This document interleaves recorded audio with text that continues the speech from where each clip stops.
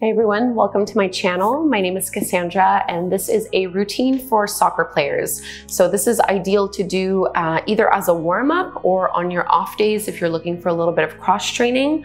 The emphasis is really on working the muscles that support the joints, like the really important joints that you guys use all the time. So from your hips to your knees as well as your ankles.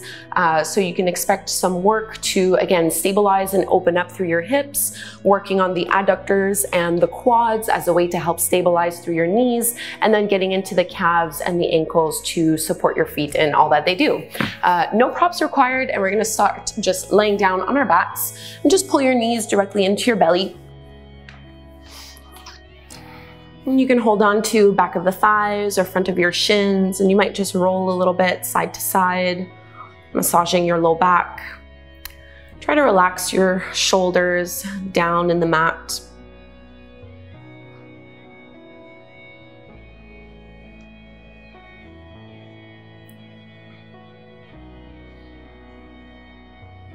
And give it one last little squeeze. And now bring your feet flat to the floor, hip width distance apart, and you want your heels to be pretty close in towards your glutes. Relax your arms by your sides, and you're gonna push your heels into the floor to curl and lift your hips, your low back, and your mid back off the mat. So bridge pose. Once you find that full height, squeeze in through your inner thighs a little bit to bring your knees back over the top of your ankles. Notice if they're splaying out to the sides. You want to push down into your big toes, so engaging through the adductors. And now dig down into your heels as much as you can, and think of dragging your heels back towards your shoulders. You should feel the entire line of muscles along the back of the legs start to engage. Take one more inhale here, squeeze and lift up as high as you can possibly go, and then very carefully roll and come all the way back down. Cross your right ankle over the top of your left knee. Keep that foot flexed and think of pushing your right knee as much as you can. You might already get a good stretch here, or you can go further by reaching with your arms and just trying to pull your left knee in towards you. So think of leaning a little bit on your left hip, still pushing and intending that right thigh to move away from your body.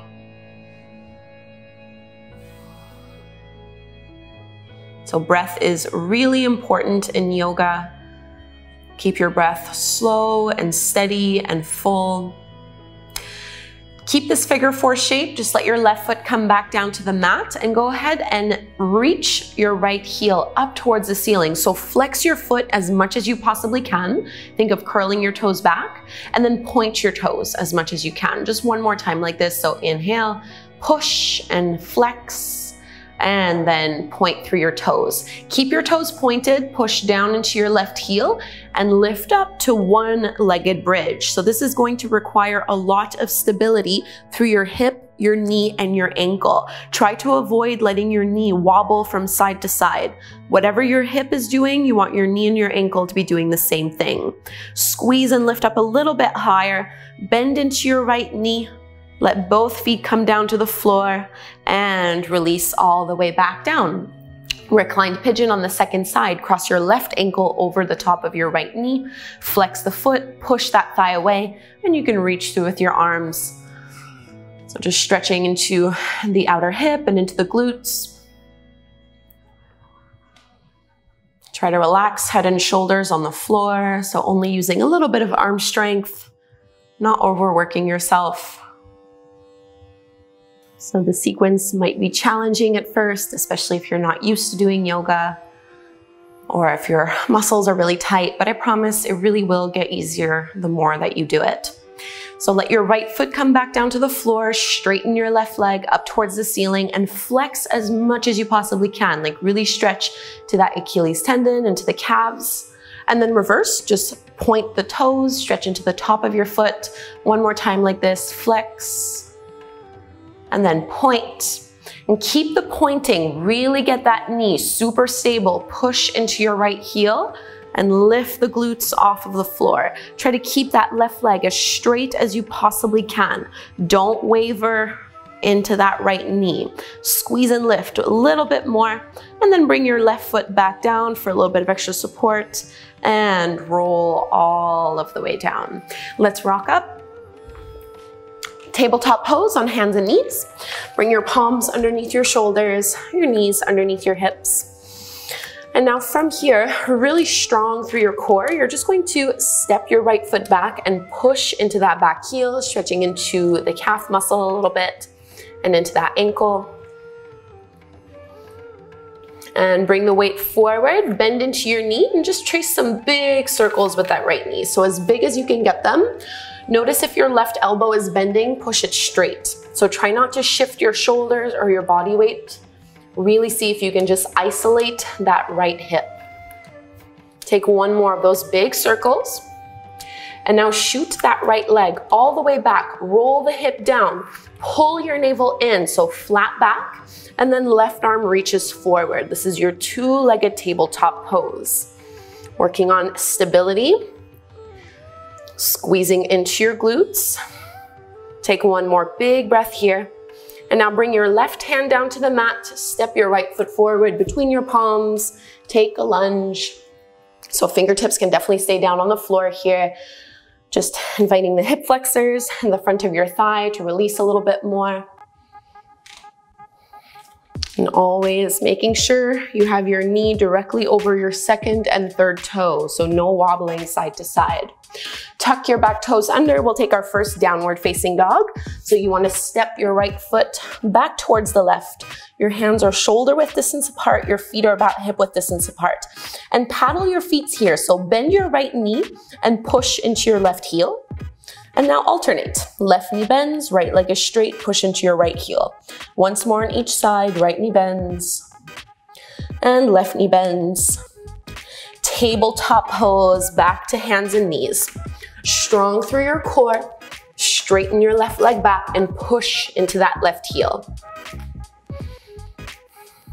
Keep the back of your head lifted, come back forward, and we'll take those big hip circles, this time with your circling kind of like with your knee, as if you were going to touch your knee to your elbow, and then lifting it back up as high as it can go. And just notice what kind of mobility is available to you here through that left hip. Push your right elbow straight. Keep a lot of body weight in your left hand so it doesn't all tilt to one side. Last one. And now square off the hips, shoot that left leg back. Notice that rounding that kind of automatically happens here. Try to release that. Flatten your lower back, draw your navel in, strong through your abdominals, and then right arm extends forward. Just holding here. Staying with your breath, left elbow is straight. Right hand comes down, find your lunge. Left foot steps through. So you kind of want your knee to be stacked over the top of your ankle. You can come up onto your fingertips or even hands up if that feels a little bit more comfortable for you. Whatever works. Just trying to get into the front of that right thigh.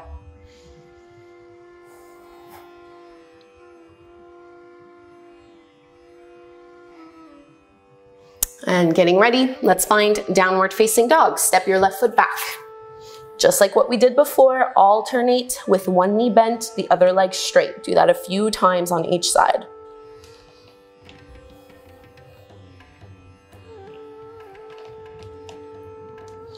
And walk your feet to the front of the mat. And from your forward fold, bend your knees and just roll all the way up to stand. And coming all the way up. So hands in front of you, lift up nice and tall, shift your weight over to your right leg. I'll turn actually to face you guys, it'll be a lot easier. So shift your weight onto your right leg, squeeze into the hip flexors to pick up that knee off the ground. So you wanna lift your knee up as high as it can possibly go, really engaging through your lower abdominals and into your hip flexors, and then just take a few ankle rolls, flexing and pointing your toes. Notice if those supporting toes are digging and clawing into the mat. Try to lift from the arch of your foot instead. Squeeze and lift a little higher, and let's find tree pose. So place that foot somewhere along the inside of the leg. It might not be as high up as what I'm doing here. You might be a little lower. That's totally fine. Think of squeezing your knee open. And now this is the part that's super important. Often when we have our foot pushing against the leg, the hip kind of sticks out to the side. So really push your thigh in towards your foot. A big drawing in, hugging into the midline, and lift up through your quads to lift the kneecap up. And grow a little taller. So squeezing even through the adductors here of that supporting leg.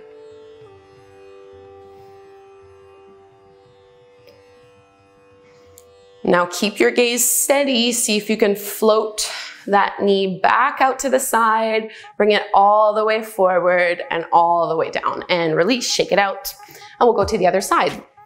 So lean on your opposite leg. Think of lifting up nice and tall and pick up that right knee as high up as it can go.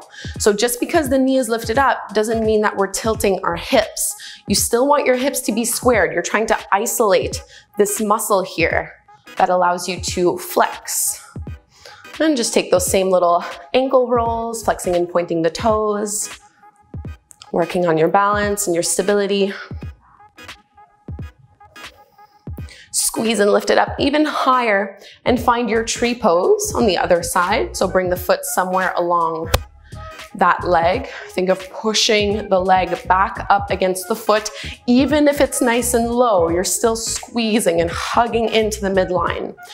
Opening that knee so there's a nice external hip rotation.